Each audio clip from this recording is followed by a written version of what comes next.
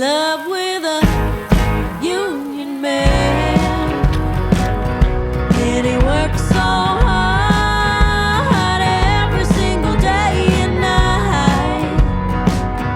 But he's got no. Hi everybody, welcome to another edition of the Melodic Noise Insider Podcast. I'm Andy Ellis. My guest today is Minneapolis country singer-songwriter Molly Brandt. She's relatively new to the Minnesota music scene and to songwriting in general. You may be surprised to hear how many songs she wrote for her debut album, Surrender to the Night. Molly and I had a great chat about her journey to her debut album, her songwriting process, and more. Without further ado, here's our interview. Ladies and gentlemen, please welcome to the Melodic Noise Insider Podcast, Molly Brandt. How's it going today? Great. How are you doing? I'm doing well. I'm so far I have stayed out of the heat wave we're having right now, so I'm happy with that. Same. So yeah, I think everyone is right now. So the right now we're here to talk about your debut album, correct? Surrender to the Night. It's the debut, correct?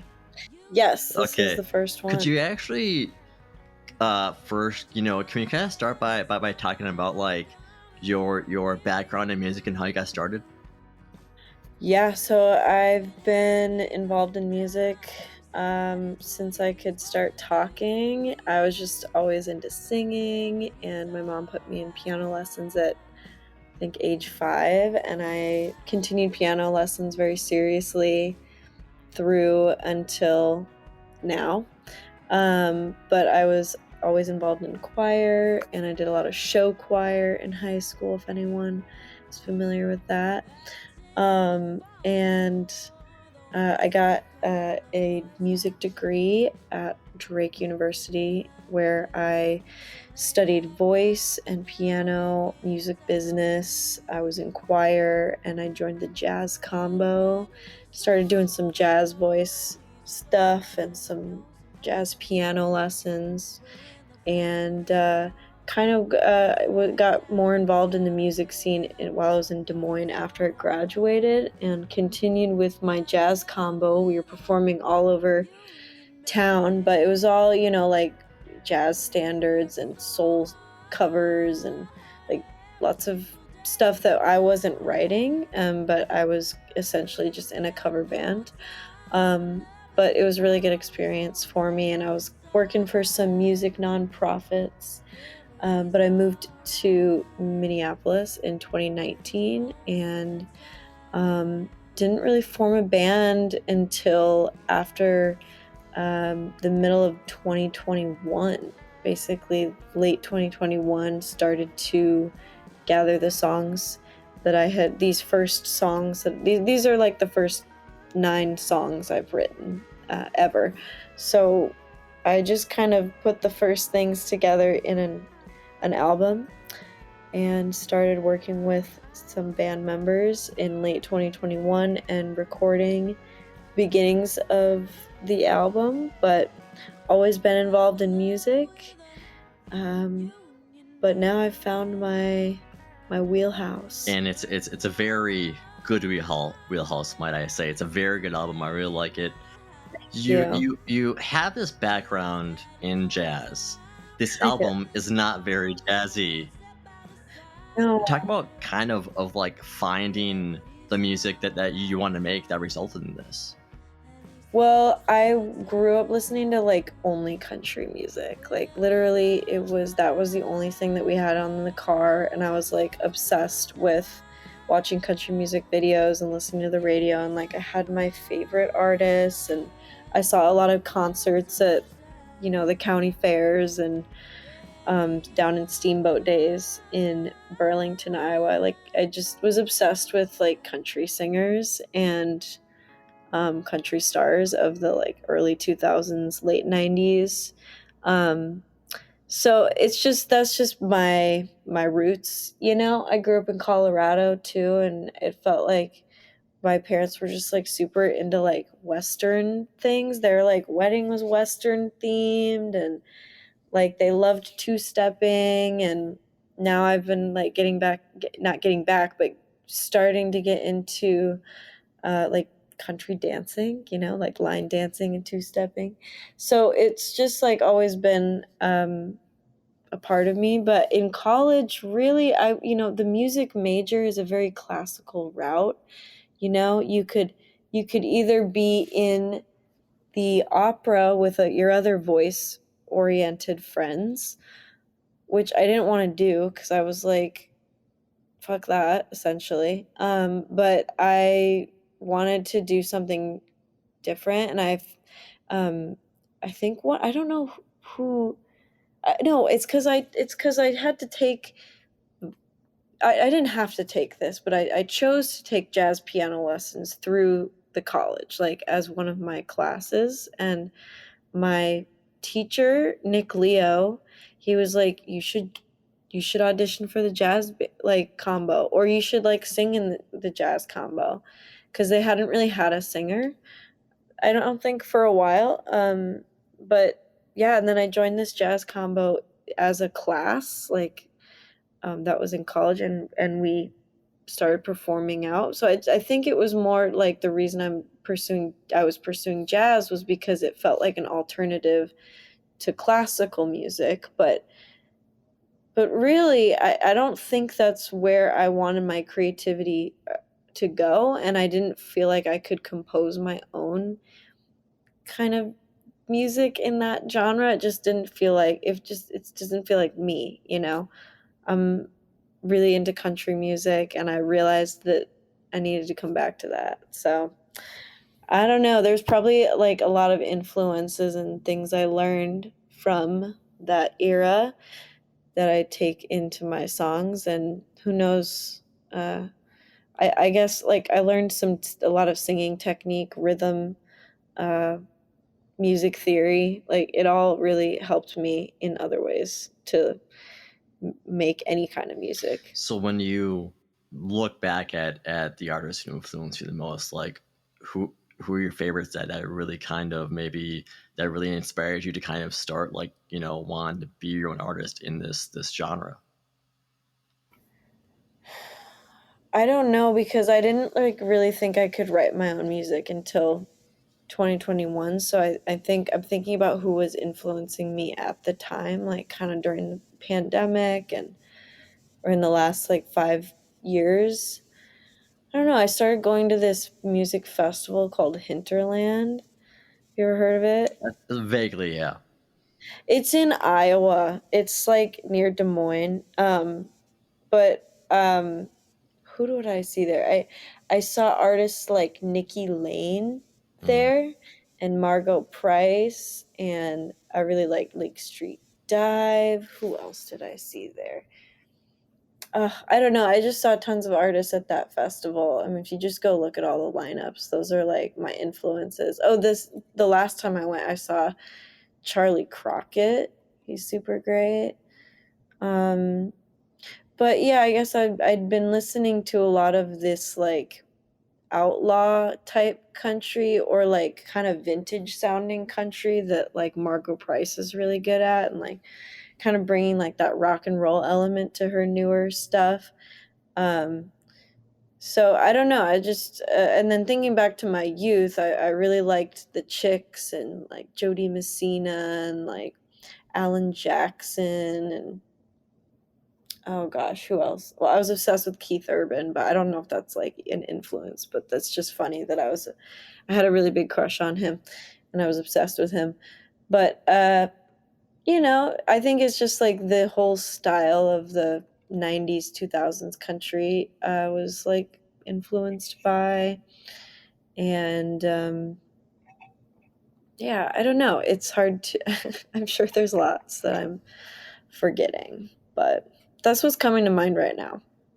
Yeah, no, and the ones you mentioned, Marco Price, like I can really feel like there's that like foundation in country, but there's also other influences too that kind of like they definitely don't align with what's on mainstream radio, but like they're more on like a the maybe I guess to say like uh uh non-major label in a sense, even though I think Margot's major label, but like it's but I definitely understand where you come from when I listen to it. the first thing that comes to my mind is that like it feels like it'd be like the perfect record if it's played in full like during a sunset. Um and so like could you kind of talk about like, you know, your goal with this album, but also like, finding the sound that like works so well with your voice as well. The goal of the album. Well, I guess I just wanted to collect my what I had into a body of work and, put it out in the world as a collection of like, the amalgam of the total sum of my original music so far, which is not that much songs. Because when I started writing the songs, I only had like three or four that I had written in a short period of time, and then we started recording them, and I didn't have any other songs written at that time. So I was like, well, do I release these as singles? Do I make an EP? Do I have to keep writing more and like wait to release an album? And I just like I didn't have a plan. So I didn't really have a goal. I just wanted to get my music out there. I just wanted to like try it out for the first time because it was super new to me. And um, then eventually, when I went back into the studio for the next four songs, I was kind of like, okay, this is going to be for the album, like that I want to make. But it was kind of like a slow process of figuring out how to even like write songs. Because this was my first entree into that, I guess. So the goal was do my best and try to like put myself into a creative endeavor that I'm proud of and put it out there and see if it gains attention, success, and um, momentum, which it did, I feel. And what was the second part to that question No, again? yeah, it was just like, finding this sound that's like it's traditional, it's blues, it's southern rock. Yeah, finding the sound. Well, I think I just chose like really good musicians that helped me.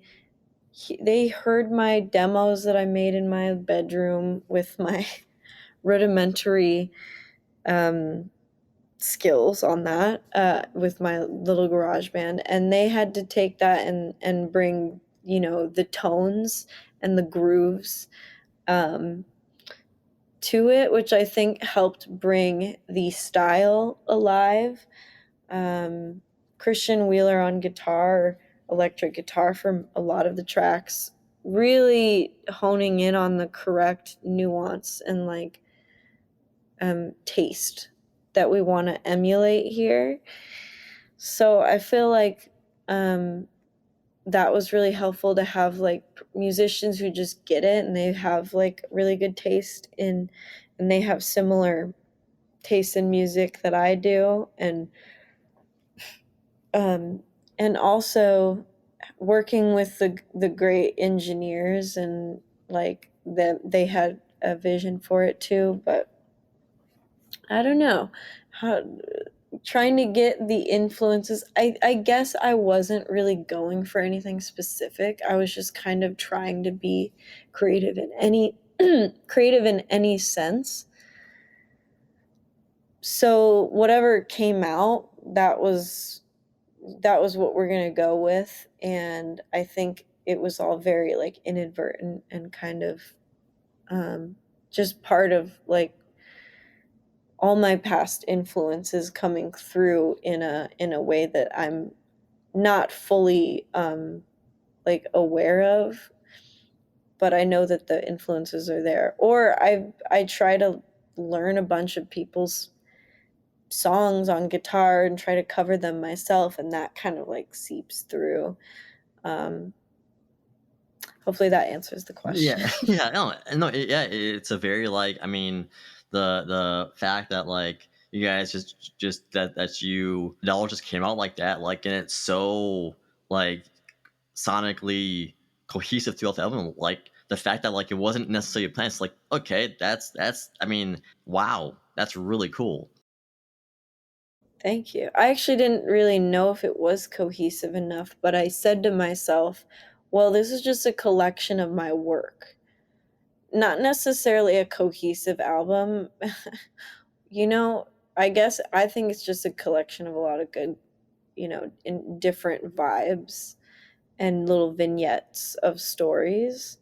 So, I don't know. Well, yeah, it's one of those things where it's just like when you say that, like these are the first songs you've ever written. It's just kind of like, Yes. okay, well, um, that's a really, really good start. Yeah. It's so Yeah. because it starts out with like bluff country paradise. As we drive, and I'll remember the country paradise. Mold me gently like a needle in a groove. Oh, run river, whisper softly, sing that old familiar tune. 'Cause I wanna linger in this paradise with you. It's a slower song. It feels more like a love letter to a place, but you have to leave as well. Can you talk about like this song and also deciding to start the record out with it? Yes. I was hanging out in a town called Lanesboro, Minnesota, which is down in the Driftless region in the Midwest, um, with me and my partner Eric. He's also in my band. Shout out to Eric. We It's just a really beautiful place. There's lots of bluffs, obviously. Rivers and just really good nature, bike trails, small town life. And it's a really artsy town too. And I don't know, I was just kind of like in my journaling mode, trying to write down a lot of phrases and um, observations, like sensory observations from being there when we were hanging with some friends. We stayed with some friends, and I'm sitting on their porch just trying to like write down my observations of this town and this area. And honestly, I've said this before, but we were on a bike ride and we were passing by this like retirement home that was called Bluff Country Paradise, and I just was like, oh, that's a cool phrase. That's like a title of a song or like the hook of a song. And yeah, I just was feeling the 6/8 vibes when I was listening to that Dina Carter song. Do you know Strawberry Wine? Am I Yep. thinking of the right one? Yep. Yeah, I was kind of like digging on that 1/4 motion with the 6/8 feel. So I was kind of riffing on that and singing the words that I'd written in the journal. But yeah, I think I wanted it to be like an epic kind of vocally epic ballad. So that's kind of the inspiration behind that, and I think that I was really hoping that it would resonate with like Midwestern audiences, either people from that area or people who like to go visit that area, and they'll be like, oh my gosh, I know that place, you know? Then, So, like, was there any, big reason behind putting that as the opening record, or oh yeah, I felt like it's really strong sonically and production wise, and it's really engineered and mastered really well. I feel like it's some of my best work on the record, and I wanted to showcase that like right off the bat, that like this is a really serious professional, chiseled sound that is commercially ready for people to listen to and really be impressed by the pedal steel tones. There's like a lot of synthy like undertones under there, and The vocals feel really strong. Like the vocal track feels like one of my stronger vocal tracks. So I really just wanted to be like, boom, here's the first thing you're going to listen to. I'm proud of this one. Yeah, and it does, like, the more I listen to the record, I mean, that song sets the tone for that the feel of the record really well too, because like I said, like it has a very kind of like sun going down feel, but like it Hmm. I mean, and that's all throughout the record too. um and so, like, another one that really I really liked was, and it actually kind of feels like one of the outliers on the record, is Propane and Cigarettes. Take a ride with me. Meet me outside this bar. This summer night, it's just like the perfect recipe. Light me up, you know you can't resist. 'Cause I'm like propane and cigarettes. Yeah, I'm like propane and cigarettes. And I was Yeah. listening to this, and it's just like I'm thinking, oh, this is like a Miranda Lambert type song, and it really, but also feels that, like, you know your band must have a lot of fun on this song. Like, how was this one created?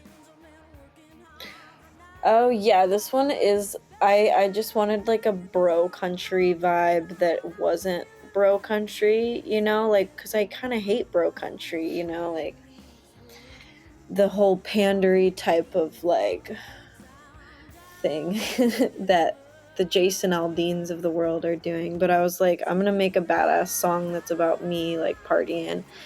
Cause I think just I was listening to a country rock playlist on Spotify. It was like all men mostly. And I was like, damn, we need some like woman rock right now. And I liked the phrase, got my mind in the gutter and a tank full of gas. I'm moving like a freight train. And I was just like, I like that. That's a song. Had that for months on end. I was actually like writing that years ago. And then I didn't have a chorus. And my drummer was like hanging out with me one night at a show and said, I've been thinking about this phrase, propane and cigarettes, and how you should write a song called Propane and Cigarettes. And I was like, oh, that is such a good phrase. So I was like, I have a song that's perfect for it, and just kind of like came up with a chorus to attach onto these verses that I had. And just wanted it to have a nice like 4 on the floor backbeat, and I wanted to have some like a cappella kind of vocals with that drum. That was kind of what I was envisioning in my head, and I wanted a really sick guitar riff, and I didn't know what it was going to be because I was just like playing this on acoustic guitar when I was like writing it, and I had to have Christian come up with the main motif that we hear throughout the song starting in the intro. And I just was like, you need to come up with something cool. And that's how that came I mean, about. yeah, like the one that the two things that stood out to me most was, I mean, of course, your vocals to this whole record are awesome, Thank but you. like the drum part and the guitar part on this song are just like, it's just so fun to listen to. It's just like it's like a hi-hat, right, I think. And then, like, but no, it's just so, like, it is, I mean, yeah, it's just, I don't know, I keep playing in my head over and over again. So I can definitely see this, like, just like, you know bringing down the house. Yes, it's a good like closer for the live sets for Hmm. sure. Yeah. So then the other one was the album title, Surrender to the Night. I only surrender to the night. Well, I don't know my destination, but I'm headed for my name up in the lights.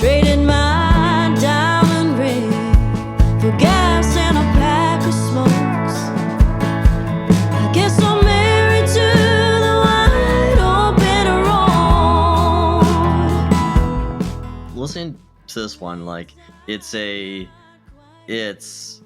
almost like it's this angle of like knowing that you're gonna kind of lead this life of a musician that like it's kind of, it can be lonely, and it's just like this.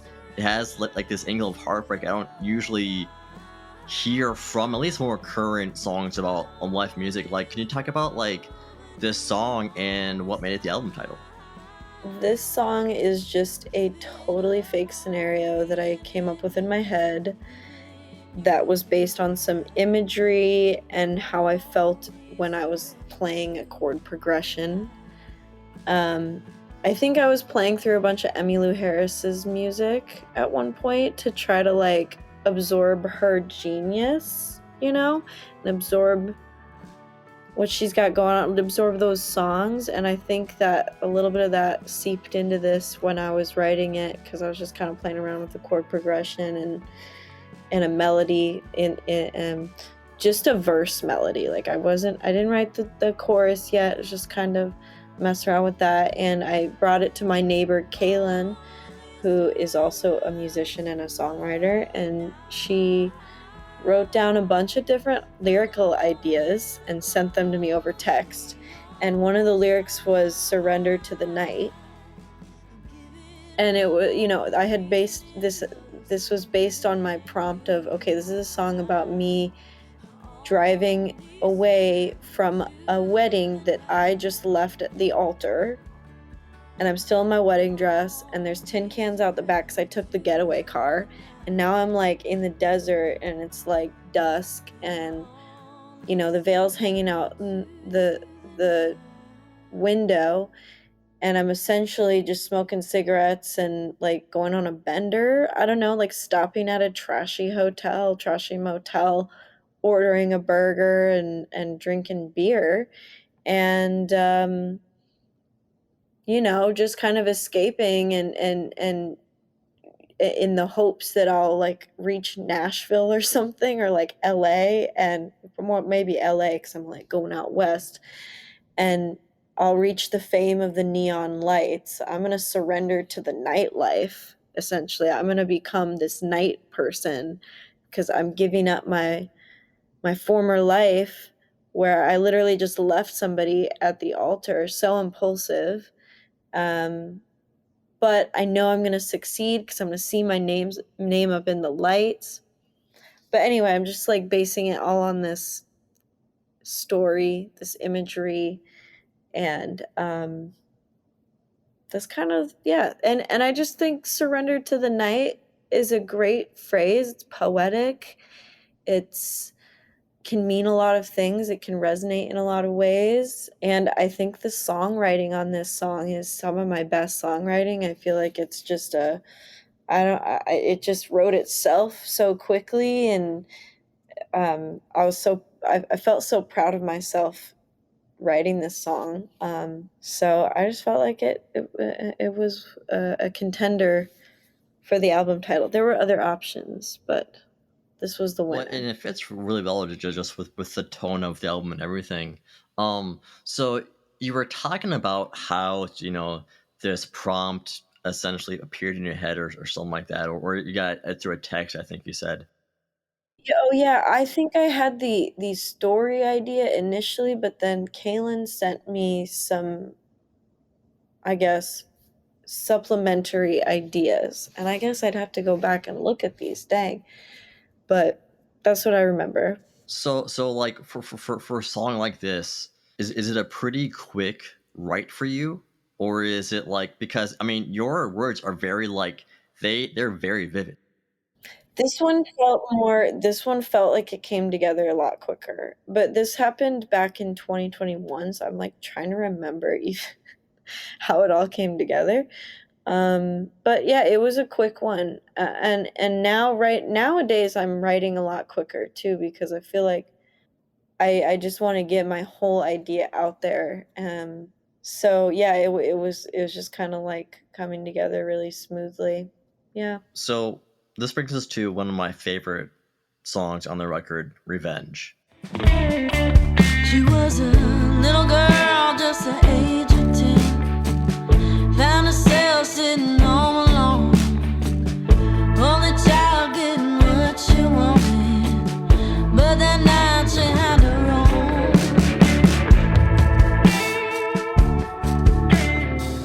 in my mind, I listen to it and it's honestly, it's like a Western, maybe even Tarantino style waiting to happen. Like it is, I mean, it is, I Yes. love it. I mean, it's smooth.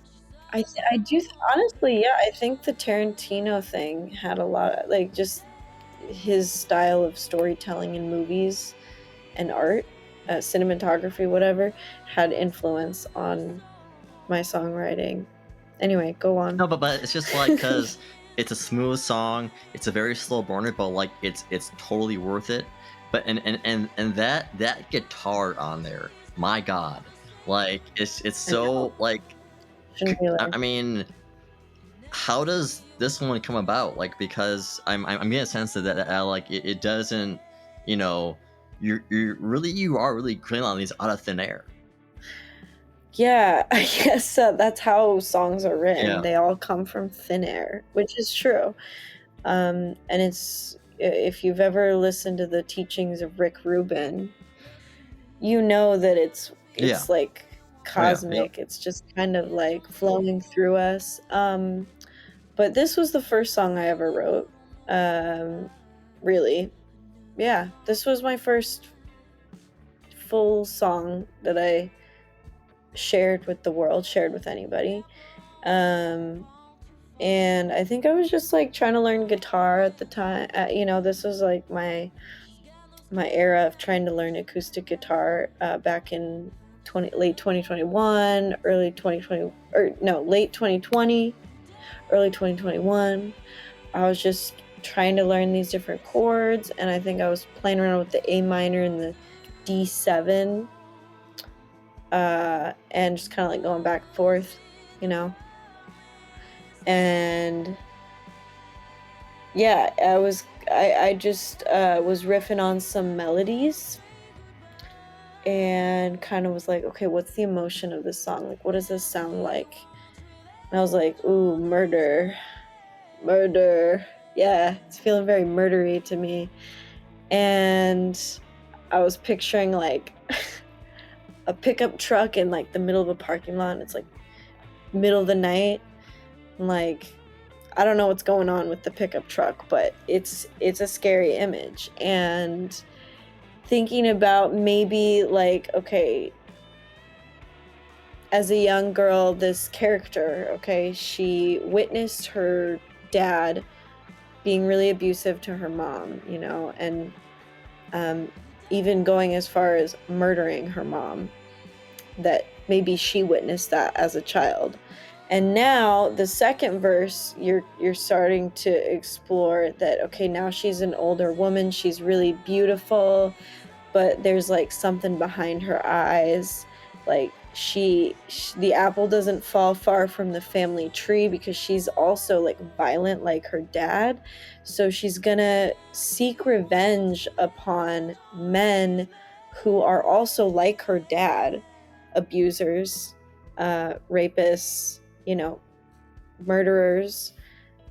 She's going to take revenge on these men by using her violent, you know, um, what was it? Her violent, killing premonitions to take revenge on these men and avenge her mom's death, which she may have witnessed as a child. So we're thinking about these imagery like, okay, Chevy Silverado, middle of the night, it's cold.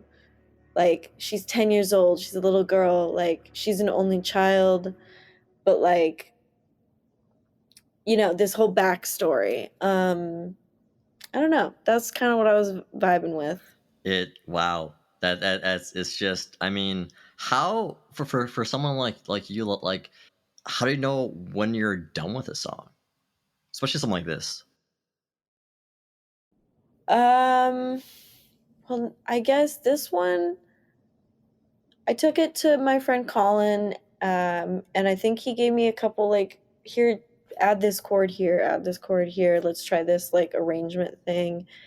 Um, and then it was like, okay, we set a date to record it, and so we got the band together, and you got to work on it with the band, and it's like, okay, the song's done because we're getting ready to record it.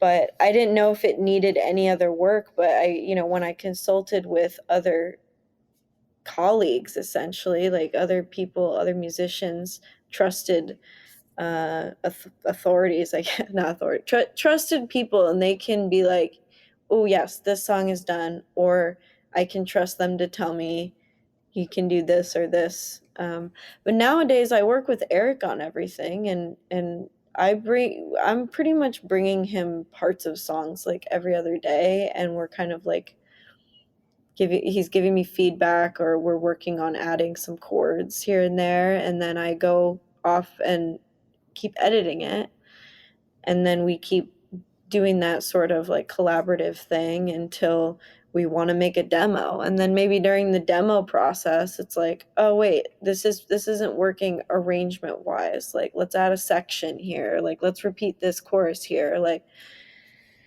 let's do whatever with the tracks. So yeah, the song is done when it's mastered, I guess. But it's done writing when I feel like I am excited to record a demo of it, and that I think you can't go too into the weeds with it and just like re-edit it and and whatever. Just like put the song out there, see if people like it, go back to the drawing board, improve upon it.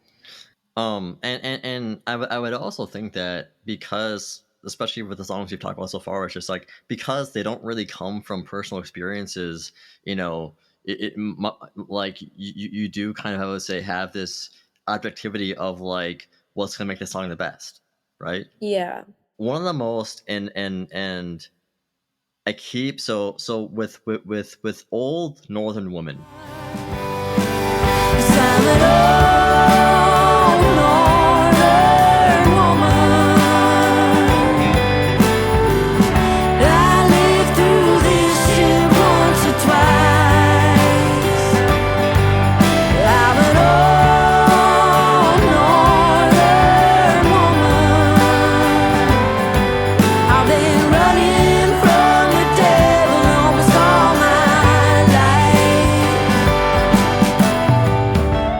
The melody is very recognizable, and I can't figure if it's the band Skinner. Like, where does this one come from? Because like I swear I've heard before. I don't know, dude. Like, I'm sure it's something in the deep recesses of my psyche. I don't know. I don't really fancy myself as knowing the discography of Leonard Skinner. Sounds like something I'd like, though, honestly. I don't know. I'm sure it has to do with the loads of like country rock I've listened to over the years, but I think the phrase "old Northern woman," like I guess I was just experimenting different melodies, and that one seemed to be like the catchiest in my head. It's just like you gotta start singing something, and it's like, okay, I know my song is called "Old Northern Woman." What's that sound like? It's just a 5-4-1 progression, I guess. It's like everywhere. I don't know. Where did it come from? Also, my imaginations. My imaginations. The inner machinations of my mind are an enigma. Anyway, that's a quote from Okay, SpongeBob. okay. So with something like, of course, a song called "My Mind." Every time I lose my mind, it gets a little bit harder to find. And every time you say goodbye, I'm putting my heart on the line. Ooh, I'm terrified. This seems like it could be like an internal battle of confidence, but also like parts of me is like it could be about dating when you're older too, because the whole line about like, oh yeah, they like me, but like they're just drunk. I was just kind of like, well, that seems like Yes. Oh, that's like a direct. That is not an imaginary lyric. That's a real thing I was experiencing at the time was I was like sort of seeing this person, but it was like basically just like on the contingent that we were at the same party as each other every weekend, and that we were drunk, and that was like the whole relationship. It wasn't, and I just, it was like, okay, this person, do they actually like me, or are they just like drunk, and do these people actually see me here tonight at this party, or am I like invisible here? Like, I'd rather actually be home, but I still feel like I have a fear of missing out, so I need to be at this party so that this man will give me attention or whatever. But it's like driving me insane, I guess. So then, like, I mean, like with someone like this, like, I mean, that kind of made you put it on a paper. Oh, I don't know. I don't remember. I don't think the song started off about any of that. It started off with just a melody and a phrase that was kind of like sometimes you're like, when you're writing a song, you're just like singing gibberish until you sing actual words. And it was kind of that, where I like had a melody and I was like, just like gibberish. And then words started to formulate, and then I was thinking like, this was probably what was happening at the time, of like, okay, what are my actual emotions right now? And I'm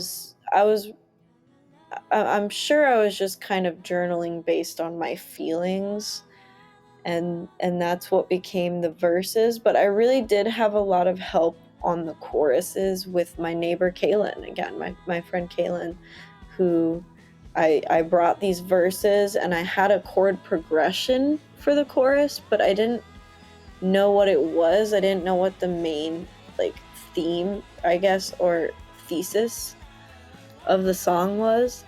And then it was this idea of like, every time I lose my mind, it's harder to like regain my sanity, and like feeling some attachment issues with a person, but just kind of like solving these internal issues by looking in the mirror and like letting go, and just being like, oh, I actually don't care about these people who are treating me like I'm invisible, and just kind of going through that mental journey. So when you started pulling from those feelings, emotions, I mean, did you feel any kind of relief at all, or is it just kind of just add to the song? Oh yeah, I was like just so happy that I was creating something, because I think I was like depressed and not creating music, and I was, of course, trying to fulfill myself in other ways in life, like going to parties, um, worrying about the validation and attention of men who don't actually care to like call me back or whatever, just bullshit like that. But writing music was like, oh, I am being creative. I'm using my own emotions to be creative, which is like the oldest trick in the book to do. And I don't know why I wasn't doing that before, but yeah, it was like a really big confidence boost for me, after like struggling with those emotions in there. There's no more fears of missing out for me. There's no more feeling like I've wasted my life away, and that I'm not having fun on Friday nights, because like I'm creating music now. I'm creating my own whatever destiny. So yeah, it was really, really a good feeling to put that out there. One of my favorite titles on the album is Rhinestone Teardrops. Cry, rhinestone teardrops. Gotta put that bottle down. Time to get back on that stage again. Laughing like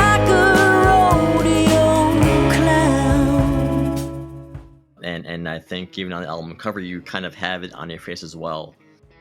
Listening to the song, like I get like it's kind of like that dark side of chasing your dreams in a sense. I think there even like I heard like some wind chimes. Was it that represented those rhinestones? Maybe. Could you talk about writing this one? This is well, I was watching the show Euphoria. I've Have you heard of seen it. that I haven't show? seen it though. Yes. You've heard of it. You haven't seen it. Okay, well, it's a great show, and all the girls in the show in the first season were wearing a bunch of like tiny rhinestones on their eyes and just rhinestone vibes. And I thought that was super cool, so I like ordered a pack of my own rhinestones and started wearing them at shows, just kind of like right here and here, and like me, I was doing trio shows with a trio of women, and we were kind of doing the rhinestone thing. And I think I was doing a show with my friend Mary, and them and I had our rhinestones right under our eyes, and our friend Jordan, said those are rhinestone teardrops. I was like, oh my gosh, that's just a great phrase. That's a country song that needs to write itself. If I don't write it, somebody else will. Like, I have to write this song. So I didn't know what it was going to be about, but I like brainstormed so many different like words that I felt like I was evoking. Like, let's think about different gemstones. Let's think about shiny things. Let's think about like who wears rhinestones and where are they wearing rhinestones. And I'm like picturing a dressing room, with the lights, and like, a washed up celebrity country singer or something, like, who's just going through a bender in the dressing room. I know people are always going through benders in my songs, but they're just like trying to get ready to go on stage, and they have to be having this rhinestone outward appearance of like being beautiful and being shiny and being showy, and but like they're sad. um Maybe this person struggled with like alcoholism, and they're just like struggling with the fact that they've got to go on stage every single night and like act like a rodeo clown and like put it all out there. And the facade they're putting on is like a metaphor, because rhinestones are like fake diamonds, right? They're just like showy. They look like diamonds, but they're not actually diamonds.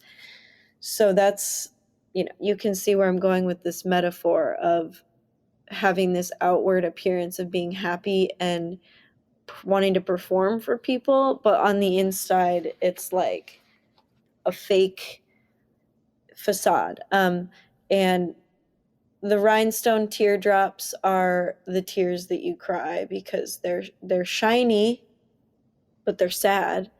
So I don't know. I hope that hopefully encompasses what I'm trying to say with the rhinestone teardrops, but it's just kind of a classic, rhinestone teardrop. Rhinestones are like a country music staple, historically. So it plays into that a little bit. And then you end the album with Minneapolis.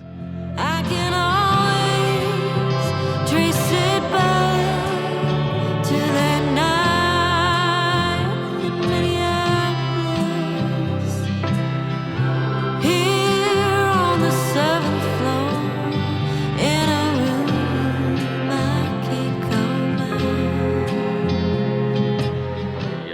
The cover of the Lucinda Williams song. Like, what was it that made you want to put this on the record?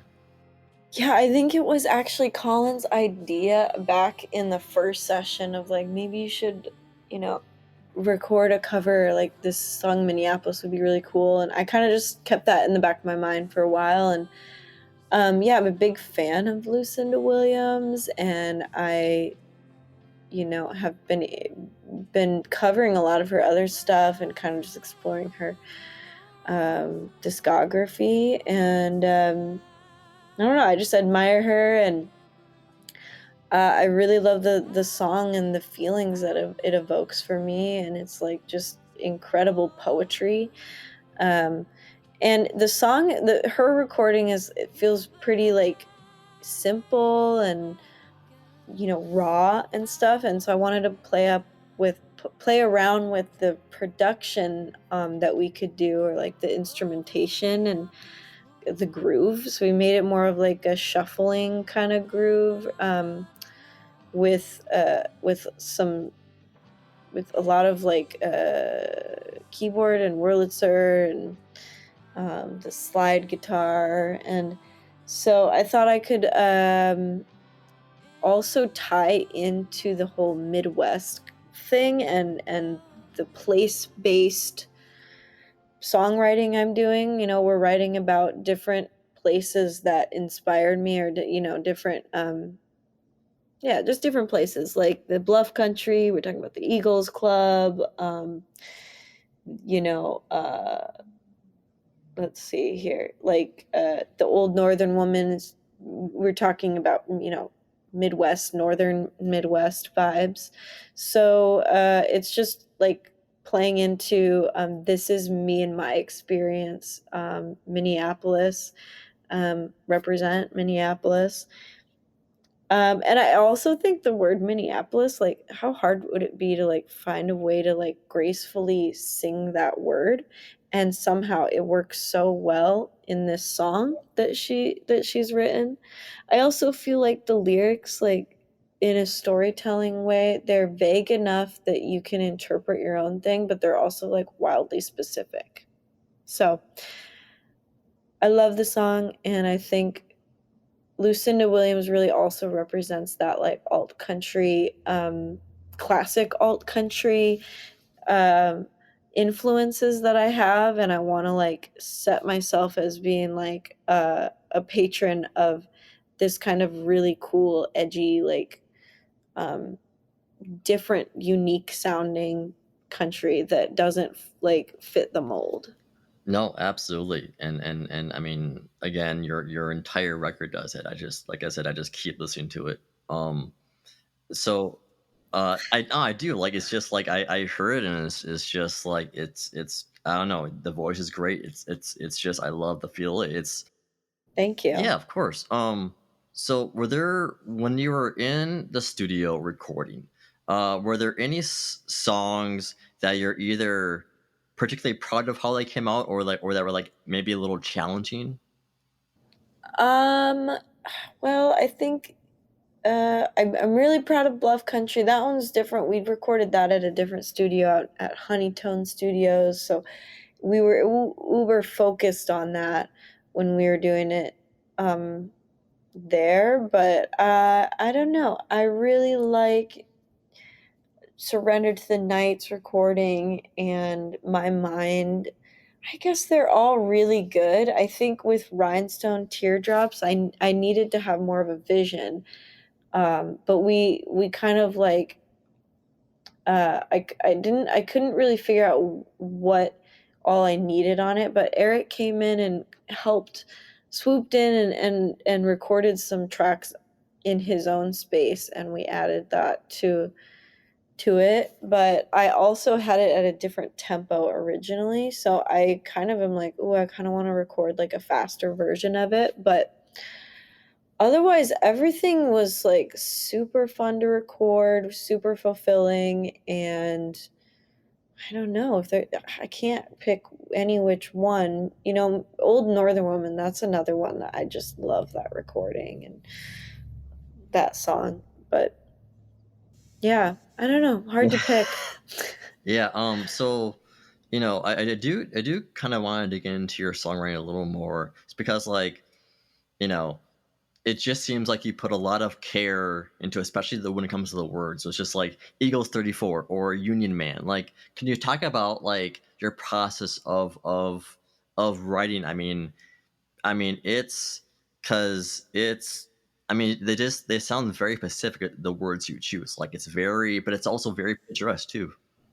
I'm just trying to like really emulate all the artists that I love, who have a really good sense of knowing when to be simple in their approach, but when to have specificity, and I think there's a fine line there. But there's also like, I like to have a little cheesiness and a little like traditional sounding kind of, you know, it's all a fine balance, but the songwriting process ultimately feels different for each song because I'm still trying to figure out what, what the process is. And I think it should always change, and I'm going to be drawing inspiration from all different sources. But for this record, a lot of it was like, sitting down and having short spurts of like journaling, and not in a very like linear sense, like in a very splattered sense, like on a page, writing in all different places, like just words, single words, two words, a phrase, a sentence, a stanza, a couple rhymes that are cool. Or just like, overhearing people talk about their life, overhearing people gripe about different things and how they express things, the funny sayings that people have, and just like being open to that, like at all times throughout life, allows me to like capture little bits of stories. And I just, put them in a note in your phone, make a voice memo. And voice memos are a big thing too, because when you're trying to sit down and sing something or like create something, you're going to let yourself kind of, your body just take you where it needs to go. And you got to get that on tape, because sometimes I can't do it twice unless I hear it back and okay, that's how that goes. And I think just like I feel like a lot of my enjoyment for words and poetry comes from like my years of being really into like reading books and like writing. And I was super into writing stories as a kid, and I was super into like painting and drawing. And so I just feel like the word and the poetry thing is like, it actually does feel natural to me. But I also have to like consciously force myself to say, okay, I need to like think of a prompt and just spit out some words for 5 minutes. And I think musically, on the musical side, because it's not all just words, is trying to like simultaneously take phrases and integrate them with the music right away. So it's kind of like the words and the lyrics are coming together.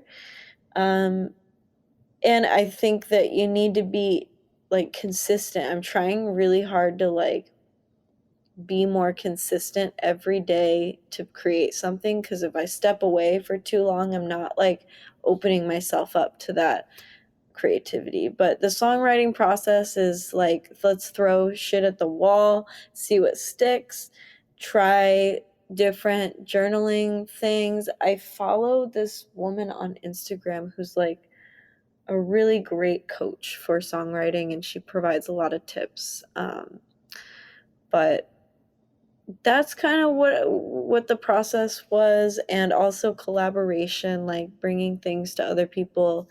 And I really want to do that more. Of, if I have a snippet of a song, I want to uh, share that with somebody else, see if they've got an idea. But the specificity on the Eagles Club came literally from the Eagles 34 song, by the way, was from me setting a timer for 5 minutes and writing down all the things I could think about from being at the Eagles Club, and also all of the fake things that could be at an Eagles Club, like the loon, taxidermy loon on the wall. That's not there, but I'm like, it might as well be, might as well already be a thing that's there.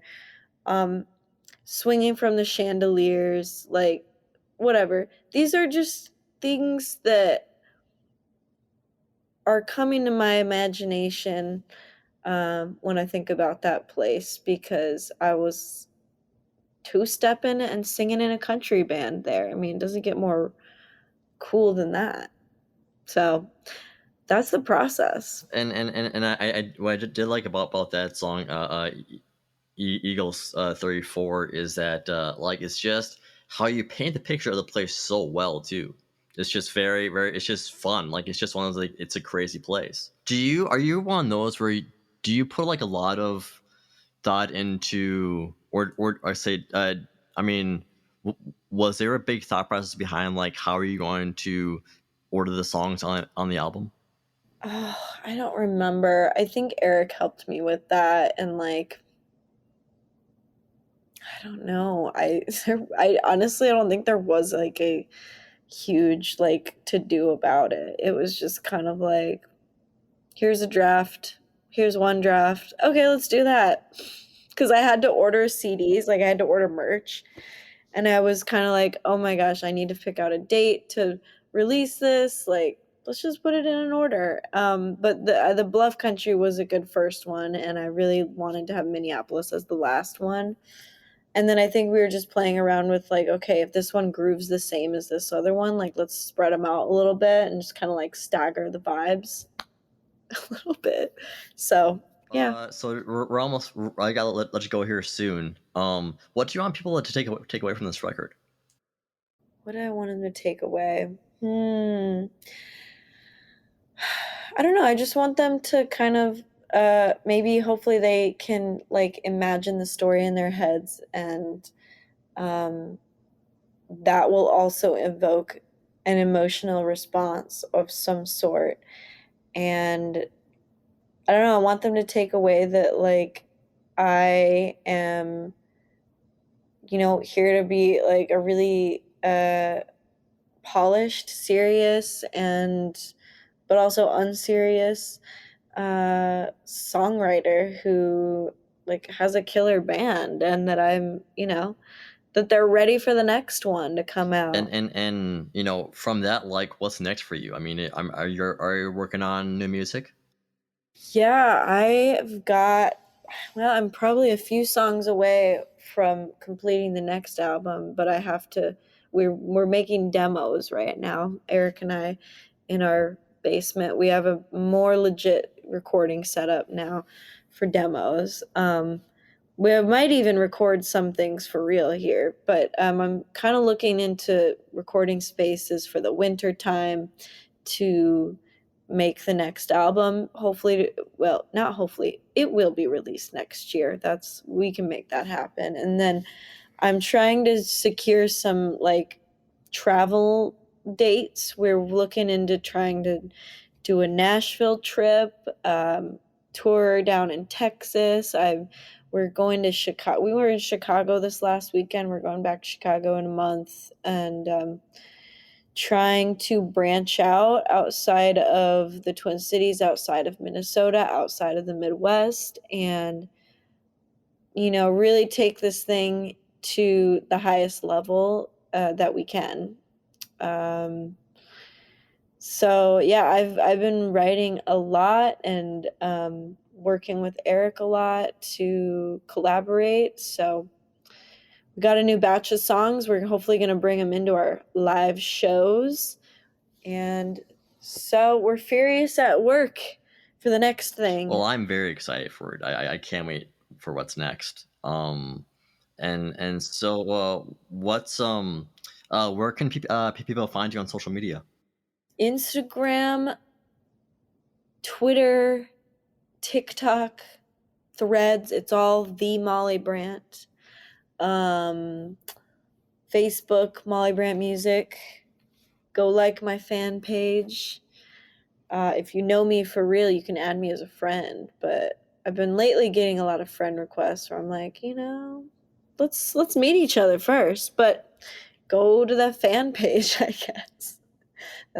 I sound like a dick now, but anyway, those are the social medias you can. I'm working on publishing a new website, but for right now, there's information up there that you can find like my next shows and stuff. Mollybrandt.com, but the new website's going to be published soon, still under mollybrandt.com. All So right. Well, the new record is called "Surrender to the Night." Again, a great record. I keep listening to it over and over again, and I am very excited for what you got next. Molly, thanks very much for doing this. thank you so much for having me. Yeah, super fun. And looking forward to sharing this with everybody.